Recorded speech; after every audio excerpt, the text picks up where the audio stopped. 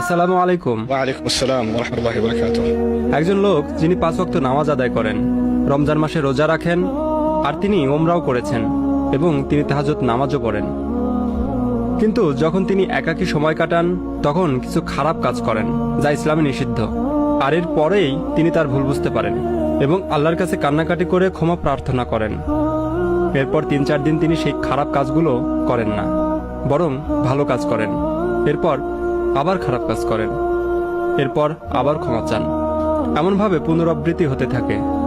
কিভাবে এই অবস্থা থেকে উত্তরণ করা যাবে এবং তার তাকওয়া বৃদ্ধি করা যাবে? আপনার প্রশ্নের জন্য অনেক অনেক ধন্যবাদ, কারণ শুধুমাত্র একজনের নয়, এটি অসংখ্য মানুষের প্রশ্ন। অনেক ধন্যবাদ আপনাকে। খুবই বিচক্ষণতাপূর্ণ প্রশ্ন, মাশাআল্লাহ। আমি এই ব্যাপারটিতে বলার চেষ্টা করছি এবং এই ব্যাপারটি নিয়ে আমি অনেক অনেক বক্তব্য দিয়েছি।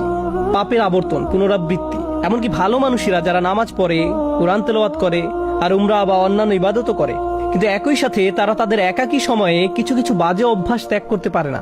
এই সমস্যার দুইটি অংশ আছে, একটি হলো আধ্যাত্মিক আর একটি মানসিক। আমাদেরকে উভয় দিকেই নজর দিতে হবে। আমি মানসিক দিকটি নিয়ে শুরু করতে চাই, কারণ বেশিরভাগ সময়ই যখন এই ধরনের আলোচনা হয় তখন আমরা মানসিক দিকটিকে গুরুত্ব দেই না, শুধুমাত্র আধ্যাত্মিক বিষয়ে কথা বলি। এই কারণে আমি মানসিক দিকটি নিয়ে কিছু কথা বলতে চাই। আপনাকে এটা বুঝে নিতে হবে যে মনোবিজ্ঞানে একটা পরিভাষা হলো ট্রিগার। সহজে বলতে গেলে নির্দিষ্ট কিছু অবস্থায় আপনার মস্তিষ্কের নির্দিষ্ট কিছু রাসায়নিক নিঃসরণ আপনাকে বাধ্য করে নির্দিষ্ট কিছু কিছু কাজ করার জন্য। একটা উদাহরণ দিচ্ছি। ধরুন কোনো এক তরুণ অ্যাকশন মুভি দেখছে এবং মুভির মধ্যে এক পর্যায়ে কোনো সুন্দরী মহিলার ছবি চোখে পড়লো। মুভি পজ করে সে আরো বেশি খারাপ কিছু মনোযোগ দিয়ে দেখলো এবং এভাবে তার ভিতরে এই অভ্যাস গড়ে উঠলো। সম্পূর্ণ মুভিটির জন্য এমন হয়নি, এটি হয়েছে মুভির একটা দৃশ্যের কারণে যা তার মনকে ট্রিগার করেছে।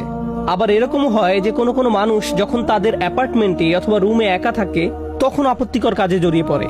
তখন এমন বিষয় ঘটে যেটা খারাপ। যখন সে মসজিদে থাকে তখন এটা ঘটে না, যখন সে বন্ধুদের মাঝে থাকে তখন এটা ঘটে না। এ ব্যাপারে প্রথম উপদেশ হলো, আপনাকে প্রথমে এটা শনাক্ত করতে হবে যে একাকী থাকার কোন সময়টিতে আপনি পাপ কাজে জড়িয়ে পড়েন, আপনি কোথায় থাকাকালীন এটা ঘটে, কোন নির্দিষ্ট সময় এটা ঘটে। আর আপনি যদি এই সমস্যা ঘটার স্থান, সময় এবং পরিস্থিতিগুলোকে শনাক্ত করতে পারেন, তখন আপনাকে এই পরিস্থিতিগুলোকে পরিবর্তন করার চেষ্টা করতে হবে।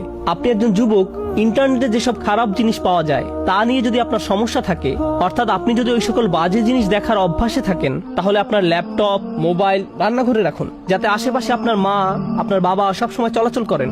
এগুলো আপনার রুমে রাখবেন না। আর অভিভাবকদেরকে বলছি, ঘরের মধ্যে এই জিনিসগুলোকে দৃশ্যমান স্থানে রাখুন। এগুলো আমাদের সন্তানদেরকে ধ্বংস করে দিচ্ছে।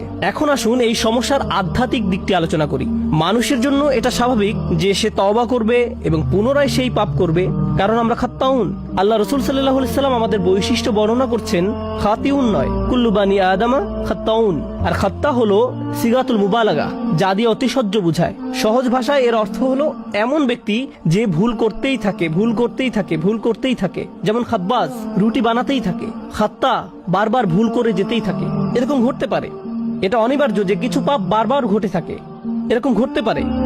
কিন্তু যদি আপনার মনের কোণে এরকম কোনো চিন্তা থাকে, যে মুহূর্তে আমি তওবা করছি 3 সপ্তাহ পরে তো সেই পাপটি আমি আবার করবই, যদি আপনার মনের কোণে এই ধরনের কোনো চিন্তা থাকে, তাহলে লাইসাতিত তাওবাতু লিল্লাযিনা ইয়ামালুনাস সাইয়্যাত, তওবা এমন ধরনের লোকদের জন্য নয় যারা নিয়মিত খারাপ কাজ করে। আল্লাহ বলেন, ওয়ালাম ইউসিররু আলা মা ফাআলু, তারা নিজেদের কাজকর্মের জন্য হঠকারিতা প্রদর্শন করে না। অন্যভাবে বলতে গেলে আপনাকে একনিষ্ঠভাবে জেনে বুঝে মৌখিক প্রতিজ্ঞা করতে হবে যে আমাকে এই কাজটা বন্ধ করতেই হবে। এরকম না যে আপনি একবার কান্নাকাটি করলেন, এরপর আল্লাহর কাছে বললেন আমি অত্যন্ত দুঃখিত, আমি বিশ্বাস করতে পারছি না যে এই কাজটা আমি করেছি, আর আবার একই কাজ করেন।